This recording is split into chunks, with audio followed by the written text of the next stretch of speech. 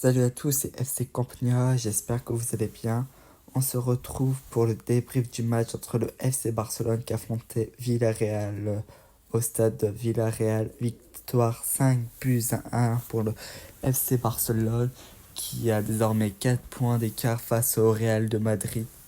Superbe victoire. Alors oui, certes, le score, comme ça on pourrait croire que le Barça a dominé, mais en vérité... le score est juste là pour nous mettre dans la fosse parce que le match n'a pas été non plus maîtrisé. Le Barça n'a pas dominé Villarreal. Il y a quelques buts hors jeu de Villarreal. C'était un match ping-pong, ça allait dans tous les sens.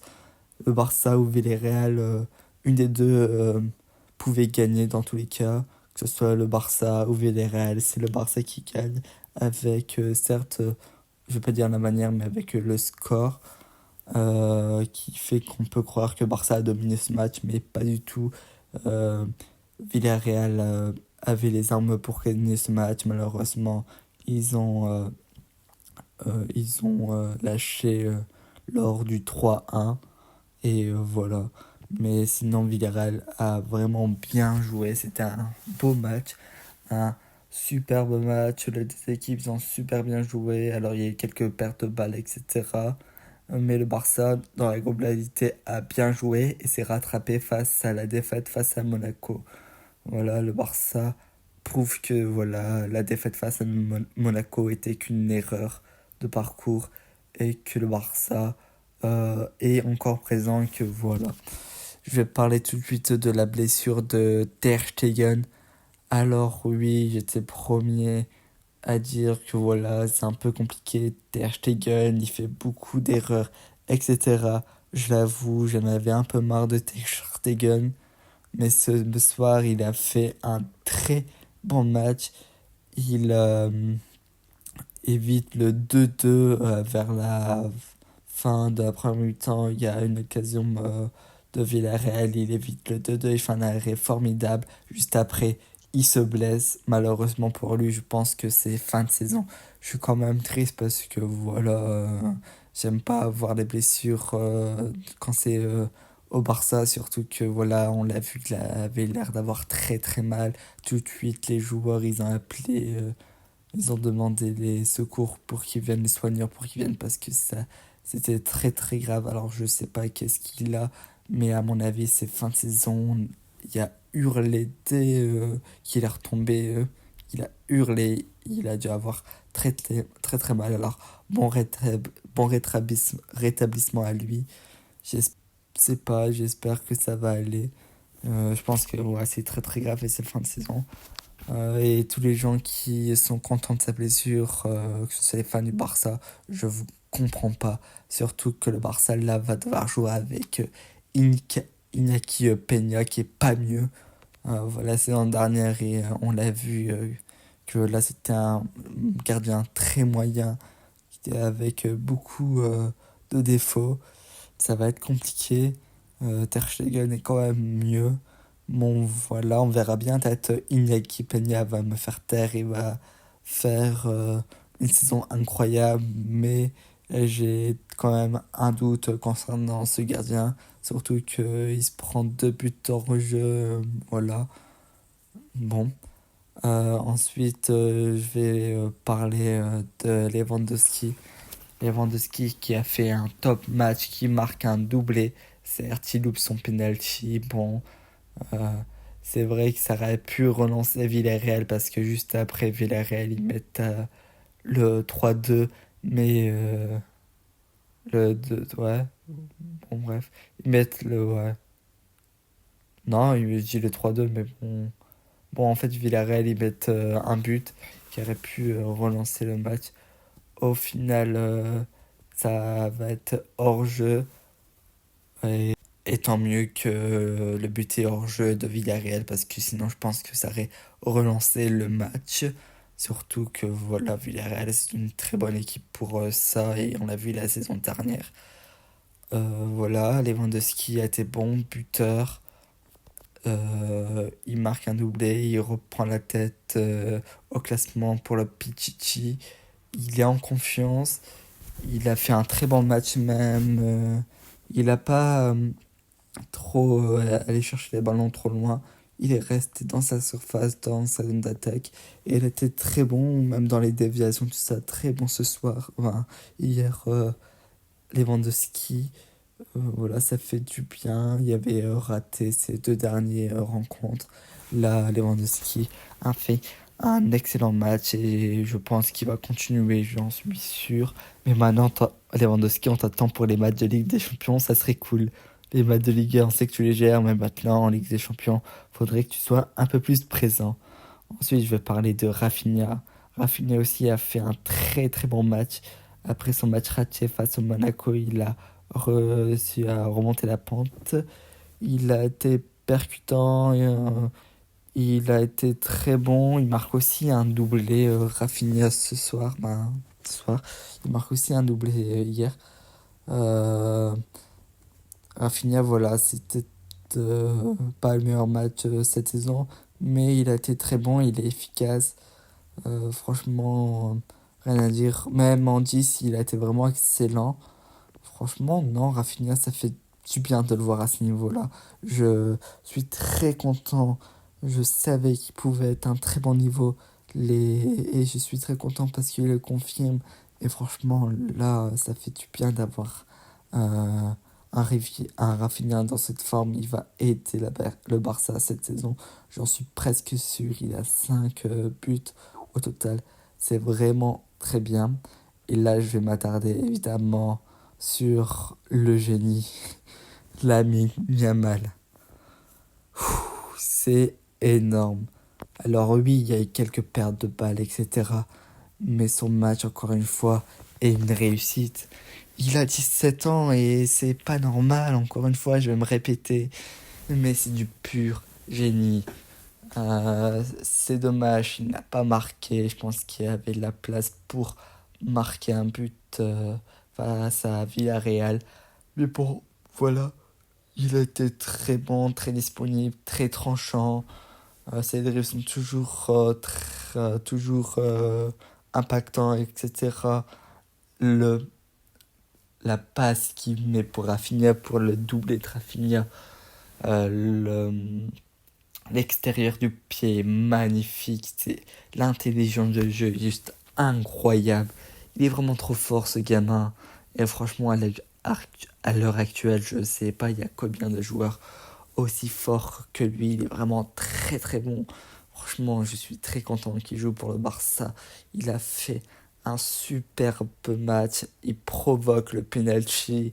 Euh, je voulais que Lamine Yamal tire le penalty. Bon, c'était Lewandowski, mais il faut savoir que c'est Lamine Yamal qui a laissé le penalty à Lewandowski pour un triplé. Et franchement, être mature aussi à son âge, à 17 ans, c'est vraiment très très fort.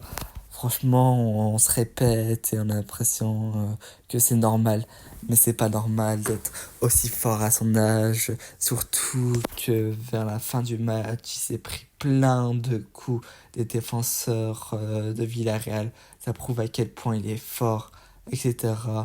Franchement, la Yamal, il est vraiment bon. Et j'ai bien aimé, c'est la réaction quand un défenseur de Villarreal le tacle, ben, vraiment donne un gros coup à Lamine Yamal et que Rafinha vient défendre Lamine Yamal. J'ai bien aimé surtout que avant, à l'époque, quand Messi recevait des coups, personne n'allait au front. Tout le monde laissait faire, etc. Là, avoir Rafinha, avoir du répondant, ça fait du bien. C'est qu'est-ce qui manquait aussi au Barça les dernières saisons.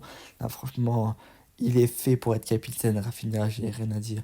Il est fait pour être capitaine. Et là, pour l'instant, avec la blessure euh, de Ter Stegen, voilà, il va être encore mieux, je pense. Et c'est un rôle qui lui convient très très bien. Je sais pas que ça lui convient pas à Ter Stegen, mais comme c'est un gardien, voilà, c'est un peu chiant pour ce genre d'action. C'est pas Ter Stegen qui allait, voilà, y aller pour demander quoi, voilà. Franchement, l'attitude est au top. Et voilà, ça fait du bien. Je vais parler un peu aussi de l'équipe. Franchement, le 11 m'a surpris. Euh, et on constate quand même que l'équipe est soudée. Il y a quelque chose qui se passe, chaque but, etc. Il y a tout le monde qui vient, il y a vraiment un groupe qui est performé. Et tout ça grâce à cet homme, Hansi Flick, qui fait de l'excellent travail depuis son arrivée au FC Barcelone. Hansi Flick est vraiment incroyable comme coach. Il a redonné du renouveau à ce Barça plus agressif. En plus, cette fois-ci, il a fait de la rotation face à Villarreal. Et franchement, il y a des coronets de faire de la rotation face à Villarreal qui était quatrième de Liga avant le match. C'est vraiment incroyable. C'est vraiment, il faut être malade pour faire ça. Mettre Gérard Martin à la place de Badé, mettre Dominguez à la place de Koubarsi. Et franchement, c'est un malade. Mettre Eric Garcia, il a mis de la rotation. Et même ces changements étant très bien. Pedri qui sort vers la 50e minute. Casado qui rentre. Boko Barsi qui rentre aussi. Baldé qui n'a pas joué. Le seul point négatif que je peux reprocher à Hansi Flick, c'est qu'il ne sort jamais Lamine Yamal et c'est la petite crainte, il faut pas le cramer non plus pour éviter les blessures. Je pense qu'il pouvait sortir, surtout que dès les entrées de Casado et beaucoup Barcy, on a vu un Barça qui remaîtrisait mieux le match et on a vu un Villarreal absent après ses entrées. Bon coaching de Hansi Flick, ça fait du bien. Il ramène de la fraîcheur. Alors, oui, c'est vrai de voir le Barça euh, défendre très très haut et jouer le piège du hors-jeu. C'est vrai que c'est risqué. Mais qu'est-ce que veut Hansi Flick? C'est avant tout de marquer pour gagner et mettre plus de buts que son adversaire. Et c'est qu'est-ce qu'il veut à tout prix? C'est très bien qu'il va se prendre des buts, mais il veut avant tout faire mal à l'adversaire et ça fonctionne. Alors oui, les buts de Villarreal, ça se joue sur des détails, certes, mais voilà, après c'est le jeu. Et franchement, Hansi Flick fait du bien à ce Barça. Je vais, je vais terminer avec Jules Koundé. Il est trop fort et il a pris de ce poste de arrière droit. Les combinaisons avec la Yamal, c'est juste incroyable et je suis très content. Je veux juste en parler 2 secondes. Mais franchement, encore une fois, il fait une masterclass ce soir. Jules Koundé, franchement, il a progressé de ouf depuis qu'il arrive au Barça et je suis très content. Beaucoup de gens le critiquaient au début, mais maintenant il prouve que voilà, il fait partie clairement des meilleurs latérales droits à l'heure actuelle. Et je pèse mes mots. Et voilà. Et on finit évidemment par le Barça. Et voilà. Que le Barça qui prouve encore une fois que la Liga est clairement possible. Franchement, depuis le début de saison, ils ont eu que des matchs compliqués. Ils les ont tous réussi. 6 matchs, 6 victoires. C'est impressionnant.